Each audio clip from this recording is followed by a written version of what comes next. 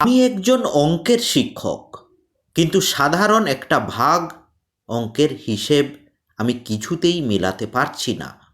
বিদঘুটে অঙ্কটা যতবারই করতে যাচ্ছি, ভাগশেষে কিছু গভীর প্রশ্নচিহ্ন থেকে যাচ্ছে। কিছুতেই আমি পূর্ণ সংখ্যায় ভাগফল পাচ্ছি না। আজ থেকে 3.5 বছর আগে যেদিন ঐক্যমঞ্চ গঠন করেছিলাম, সেদিন থেকে একটা নির্দিষ্ট লক্ষ্য পূরণের জন্য আমি যেন একটা যুদ্ধ শুরু করেছিলাম। সে লক্ষ্যটা ছিল নিজের নামের সঙ্গে জড়িয়ে যাওয়া পার্শ্ব শিক্ষক নামক একটি দুটি শব্দের থেকে আমার পছন্দের শিক্ষক শব্দটি রেখে পার্শ্ব নামক অবমাননাকর শব্দটি ছেঁটে ফেলা। যেন আমাদের সমস্ত যোগ্যতা থাকা সত্ত্বেও আজ 16টি বছর আমরা ওই পার্শ্ব নামক শব্দের কলঙ্কের বোঝা বয়ে নিয়ে বেড়াচ্ছি।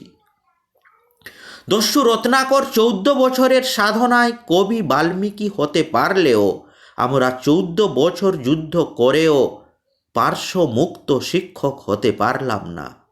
স্কুলের সীমানার বাইরে আমরা শিক্ষক বলে সম্মান পেলেও সবথেকে অসম্মানিত হই যাদের থেকে তারা স্টাফ রুমে আমাদের পাশের চেয়ারে বসে থাকে। আমাদের যেন শিক্ষক বলে তারা মানতে চায় না, তাদের কাছে আজও আমরা পেরা নামেই বেশি পরিচিত। আমরা যেন শিক্ষক হয়ে উঠতে পারিনি। পেরা নামক শব্দের কলঙ্ক থেকে মুক্তি পেতে পূর্ণ শিক্ষকের মর্যাদা ও সম্মান যা আমার অধিকার, তার স্বীকৃতি পেতে আমি 3.5 বছর আগে লিখতে শুরু করেছিলাম এক বিরামহীন লেখা। আমার বিশ্বাস ছিল এভাবে আমি অরণ্যের ঘুম ভাঙাতে পারব। শিক্ষক হয়েও সম্পূর্ণ শিক্ষক না হয়ে উঠতে পারার যে যন্ত্রণা সারাক্ষণ আমি বয়ে নিয়ে বেড়াই, তা বোধ হয় প্রতিটি পিটি বন্ধু বয়ে নিয়ে বেড়ায়। আমার কাছে নিছক 2-5 হাজার ভাতা বৃদ্ধির জন্য এ লড়াইটা সেদিনও ছিল না, আজকেও নেই। আমি বরং বালগঙ্গাধর তিলকের মতো আজও ভাবি, swaraj is my birth right and I must have ইট।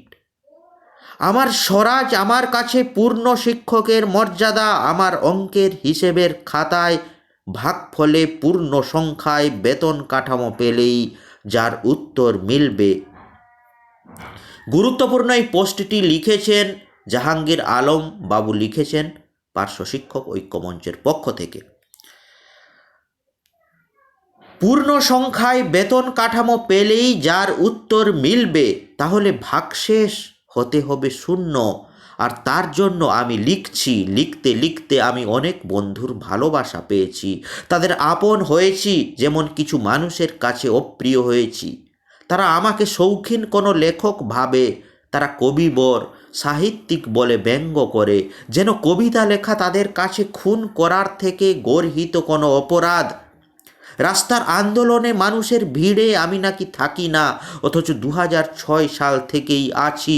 কল্যাণীর কালো রাতে আমি ছিলাম, আজও সেখানে আমার নামে কেস। পুলিশের লাঠির বাড়ির দাগ হয়তো মিলিয়ে গেছে, কিন্তু আমি ভুলিনি সে অপমান।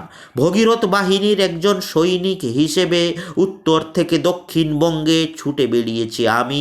হেমন্তের শিশির ঝরা শীতার্ত রাতে বিকাশ ভবনের ফুটপাথে খোলা আকাশের নিচে থেকেছি আমি। আন্দোলনকারী বন্ধুদের পায়ের ধুলো ওড়া ফুটপাথে বসে গভীর রাতে খেয়েছি আমি। 11ই নভেম্বরে লালবাজারের লোকাপেও ছিলাম আমি। অথচ এর কোনোটাই কোনোদিন আমি করি বা করব এমনটা ভাবিনি। আমার লেখার মধ্যে আজ বড় বেশি আমি রয়ে গেল বা রেখে দিলাম, কারণ এ লড়াইটা আমার। আমি জীবনে কোনো একটা পরীক্ষা পাস করতে যত শব্দ পরীক্ষার আগের 2 বা 3 বছরে খাতার পাতায় লিখেছি, গত 3.5 বছরে আমি তার থেকে অনেক বেশি শব্দ মোবাইলের স্ক্রিনে লিখেছি। কারণ কলম আমার যুদ্ধের অন্যতম হাতিয়ার। প্রতি বছর আমার চশমার পাওয়ার বাড়তেই আছে। বাড়ুক, কিন্তু অন্ধ হওয়ার আগেও আমার বেতন কাঠামো চাই। কোনো ভিক্ষা চাইছি না, এ আমার অধিকার। 18ই ডিসেম্বর আমার জীবনের শেষ যুদ্ধে পার্শ্ব নামক শৃঙ্খল থেকে মুক্ত হয়ে বেতন কাঠামো ছিনিয়ে আনতে পুলিশ যদি কামান দাগে, তাও আমি যাব। কেন যাব? আমি কি কোনো দেশনায়ক, মহান বিপ্লবী বা সমাজ সংস্কারক? আমি কি কোনো পরাধীন দেশের মানুষের স্বাধীনতা যুদ্ধে নেতৃত্ব দিচ্ছি? এসব কিছুই না। আমি অত্যন্ত স্বার্থপর। আমি নিজের সম্মান বা মর্যাদার লড়াই লড়ছি। বেতন কাঠামো পেলে আমি ফুটপাথে কেন ঘুরতে যাব? এ লড়াইটা আমি লড়ছি কেবলমাত্র আমার জন্য। আমি অত মহান নই যে অন্য পেশার মানুষদের পেশাগত লড়াইয়ে আমি সক্রিয়ভাবে নিঃস্বার্থভাবে নেতৃত্ব দেব। এটা হয় নাকি এটা বিশ্বাসযোগ্য? কিন্তু সেটাই হচ্ছে। আমি তাই কিছুতেই অবশেষহীন ভাগফল পাচ্ছি না। কিছু প্রশ্ন অবশেষে থেকে যাচ্ছে। একজন এটি কেন, কোন স্বার্থে? আমাদের উদ্ধার করতে গলায় উত্তরীয় জড়িয়ে ফুল শোভিত রঙিন মঞ্চে রাজনৈতিক দলের নেতার মতো দাপিয়ে বেড়াচ্ছেন। আবার 11ই জানুয়ারি নাকি প্রয়োজনে শহীদ হবেন। সত্যি কি পেশাগত লড়াইয়ে অন্য একটি পেশার লোক এভাবে নিজেকে উৎসর্গ করতে পারে? কেন তিনি ঘরের খেয়ে বনের মোষ তাড়াতে উদ্যোগী হয়েছেন? তাহলে হয় তিনি মহান, না হয় তিনি ভণ্ড। আমার অঙ্কের হিসেব বলে তিনি ভণ্ড। মহত্বের মুখোশের আড়ালে একজন অতিশয়। তো বন্ধুরা, অত্যন্ত গুরুত্বপূর্ণ এই পোস্টটি লিখেছেন জাহাঙ্গীর আলম বাবু।